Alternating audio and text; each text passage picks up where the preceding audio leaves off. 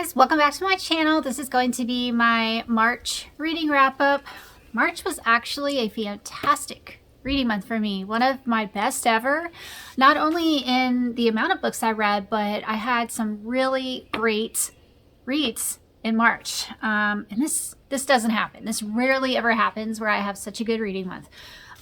So let's just go ahead and get into this. I'll try not to make it too long. I probably should have split this into two videos, maybe done my half-month video, but I didn't, so here we are. The first book that I read and loved was Of Love and Treason by Jamie Ogle. This is a new book. It's a book I requested my library to purchase, and it is biblical fiction. It's set during the early days of Christianity. Is that how this works? Anything that happens after the Bible stops, is that just historical fiction? I don't know. Anyway, it's about the early Christians in Rome, and it is about the life of the man who becomes Saint Valentine. And I did some research on Saint Valentine, and there isn't a whole lot of really good information on him.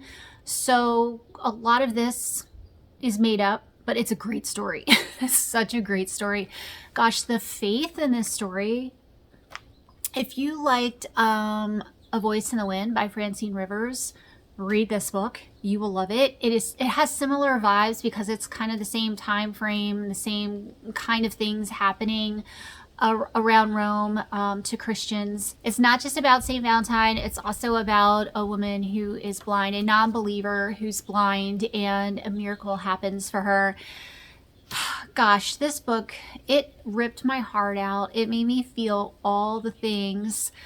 I loved every second of this book. Well, some of it I was just devastated, but it was so good. It's so well written. The next book that I read was The Secret of Pembroke Park by Julie Klassen. This was a good book. I enjoyed it, but I feel like it was a little bit too long. It's about a family. The father loses some money in a business investment, and his family has to move out of their London home, and some distant relative who they don't know offers to let them all stay at the house in Pembroke Park or Manor. And the house has been abandoned for 20 years, and there's this whole mystery surrounding what happened at that house 20 years before. So yeah, there's just a lot of family intrigue and mystery going on. There was a lot of faith in this book. There was a character who, he was some sort of a pastor. They didn't call him that. He had a different name, and I don't remember what it was. But it actually went through some of his sermons that he was giving and some of his faith talks, and they were all fantastic. So if you're a fan of historical fiction and Julie Klassen, give it a go. I gave it 4 stars. The next one I read was another 5-star read, and that is When the Flames Ravaged by Rhonda Dragomir, I think is how you say her name.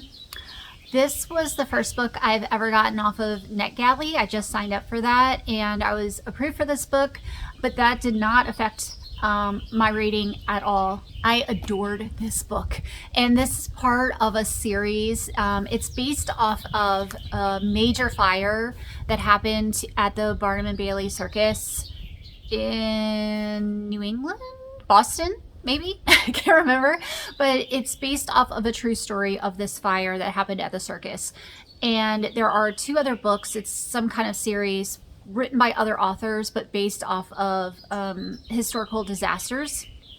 And so I'm definitely going to read those books also. But this one, again, it wrecked me. It ripped my heart out. It destroyed me. It was full of faith. It had such great faith in it. And some of my notes that I wrote down for it, I said it was devastating and inspirational. I personally related to the characters. They were very well done, very well fleshed out with their feelings and emotions and the highs and lows they were going through. They had questions of faith And the process that they went through with that, I feel like if I had read this book several years ago when I was going through something traumatic, this book would have helped me work through the questions that I was having. So yeah, if you are struggling with faith, this book, you need to read this book because it is just so amazing.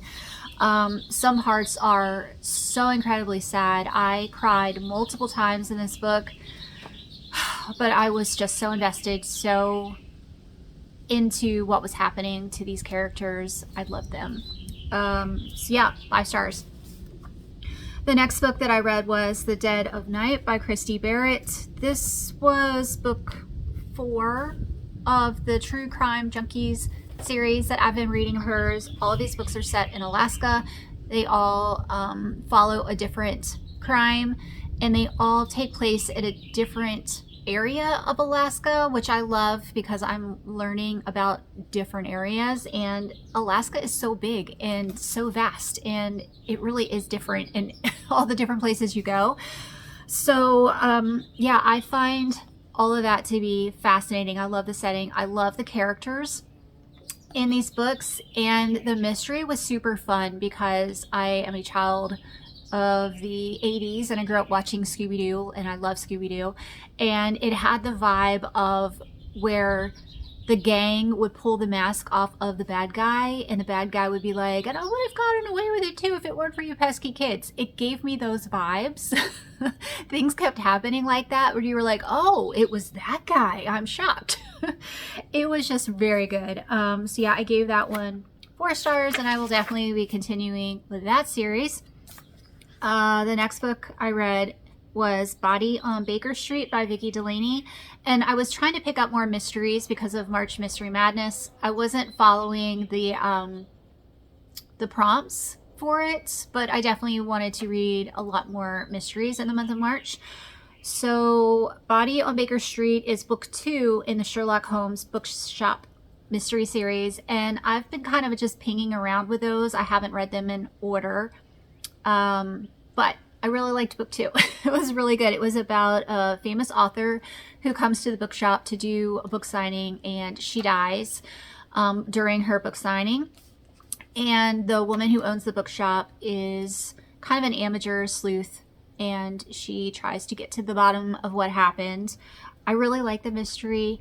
I love the setting of these books. These books are so cozy to me. The setting of the Sherlock bookstore and all of the mentions of Sherlock in the Sherlock books and the TV shows and the movies. So many of the people in this town, or the people that go into the Sherlock bookstore, love Sherlock. So that's all they talk about. And Sherlock really is my like cozy thing. My thing that I like to read or listen to or watch or whatever when maybe I'm stressed out or whatever. So I just love this setting. It is one of my favorite places to be. Every time I go back to the bookshop, I'm like, oh, this is where I want to be. It's perfect. So yeah, I gave that book 4 stars. Very good. Moving on, I read An Instant Confection by Ruth Hartzler. This was book 5 in the Amish Cupcake Mystery Series. And it says Amish, but it's really not Amish books. It's very like Amish light. So the main character is a twin, and her twin sister is Amish, but the main character has left the Amish many years ago. And so she interacts with other Amish people, and they talk about like Amish recipes and stuff. This is a cozy mystery, but the main characters are not Amish. So the main character is a woman about my age, and she's divorced, and she lives with 2 women who are in their 80s, and they have a cat named Mr. Crumbles, and they have goats, and they are hysterical. I laughed multiple times in this book. I love the characters. I really liked this mystery. They moved into a house, an old house, and they were doing some demolition, and a body was found while they were doing the demolition. So that is the premise. But yeah, it's very funny. And again, I like going back into this book series. So I gave it 4 stars. The next one I read was And Only to Deceive by Tasha Alexander. This is an historical mystery, and it's book 1 of a very long series. I gave this book 3.75 stars. I liked it, but I didn't love it. I really did like the main character. She was quite funny, and I listened to this mostly in my car, and I was kind of like giggling while I was listening to it. So yeah, I really liked her, and I thought the mystery was just okay. So I did really like the main character's growth a lot too. Her husband, it starts out her new husband, who she really didn't know when she married, he died.